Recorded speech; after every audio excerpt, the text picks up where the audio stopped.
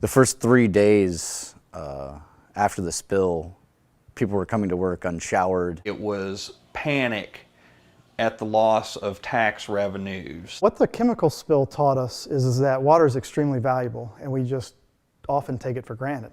When this happened, our newsroom became home for our staff. We didn't have water in our newsroom, so we were trucking in, bottled water where we could get it. We had people sleeping in their sleeping bags. People were working long shifts and staying up 24, 36 hours, 48 hours at a time to cover it. And we did that for a long time because this was really important, and we understood that this was important, not just to us, but more importantly to the community as well. I think from an economic standpoint, there were so many people that couldn't go out and afford to go get a hotel room, couldn't afford to go drive 30, 40, 50 miles to another place to take a shower, to do their laundry, to do the necessities with water. That I think that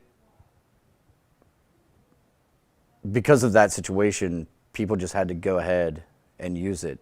I was actually at work back in the office whenever that all clear happened.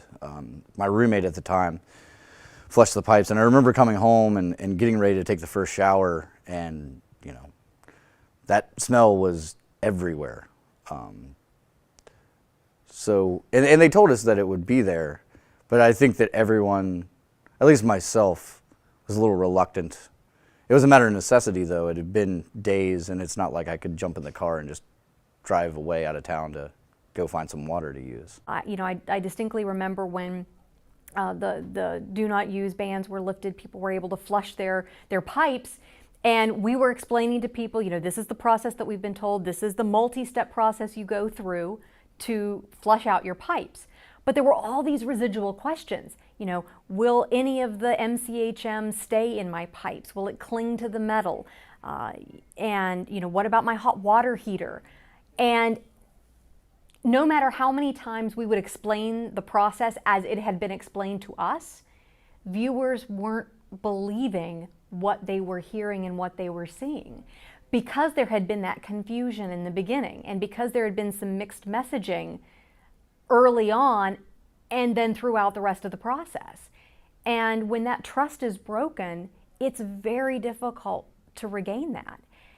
And that was the biggest problem I think we faced, not only during the crisis, but months and months and months after. It's Charleston, West Virginia, right? What does someone in New York City care about what happens in Charleston? Maybe not much. But if something like this would have happened in New York City, the entire world would have been paying attention to it.